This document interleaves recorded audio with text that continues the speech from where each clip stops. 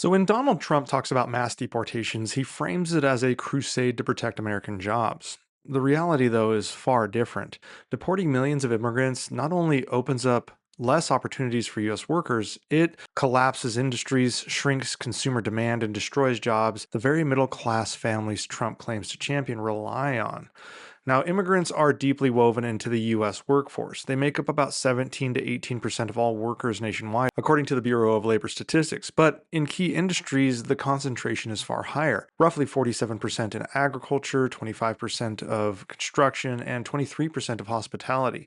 These are the sectors most vulnerable to deportation crackdowns, and the consequences are not hypothetical here. They are very real, and we're starting to see them. We actually have a previous example on a micro level here. In 2011, Georgia passed one of the strictest anti immigrant laws in the country. The result, more than 11,000 farm jobs went unfilled, and farmers lost an estimated $140 million in a single harvest season. Instead of seeing new opportunities, local businesses suffered, and American workers lost jobs that were tied to those farms. Now, that's the central truth that politicians like Trump ignore. They don't see the second, third, fourth order effects here. All of this is interconnected. Deporting farm workers doesn't just hurt the farms, it hits trucking companies that haul crops, processing plants that prepare food, and grocery chains that sell it.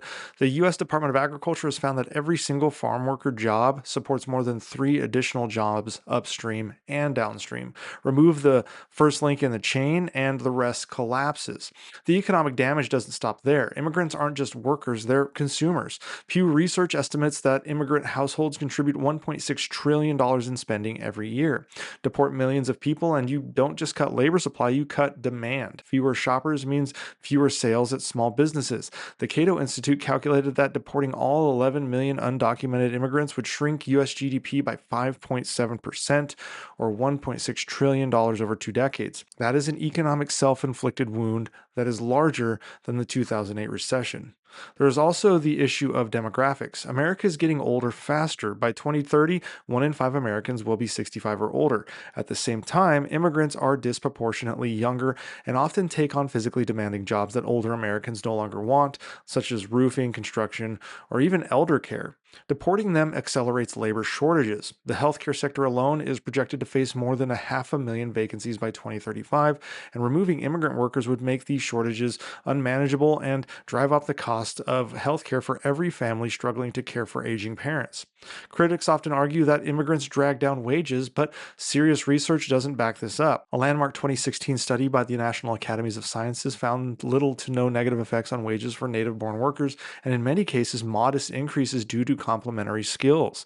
By contrast, deportations lower productivity. The American Action Forum estimated that removing 7 million undocumented workers would shrink the labor force by 5.4% and cut long-term economic growth. Deportations just don't make Americans richer. They make the whole economy weaker, less diversified, and less able to react to ebbs and flows while making the average worker older. And the fiscal math that backs all of this up is pretty damning. Immigrants, including those without authorization to be here, contribute billions to public coffers through taxes. The Institute of Taxation and Economic Policy found undocumented immigrants pay about 11.7 billion in state and local taxes every year. You deport them and state budgets lose that revenue, forcing cuts to schools, infrastructure, and healthcare that Americans rely on, regardless of if you're an immigrant, a green card holder, here legally, completely, or just naturally born here. And Trump doesn't mention any of this in his rallies. In short, mass deportations are not a jobs growth program for Americans.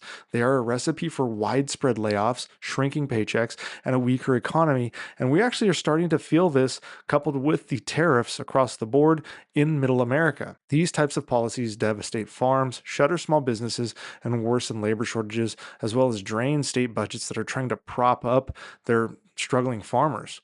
They hurt the average American worker far more than they help, all while Trump sells a fantasy that deporting millions will somehow lift up struggling families. In reality, it's going to do the opposite. Protecting American jobs means strengthening the workforce and expanding opportunity, not tearing the economy apart to satisfy political theater.